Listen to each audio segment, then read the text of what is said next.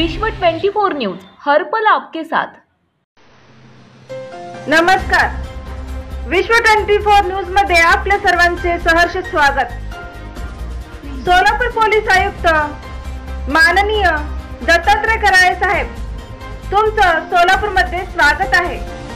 तर पुढील कामगिरी व वाटचालीसाठी विश्व 24 न्यूज चॅनलचे मुख्य संपादक सुनील भगवान जोगतनकर तसेच टीम कडून शुभेच्छा।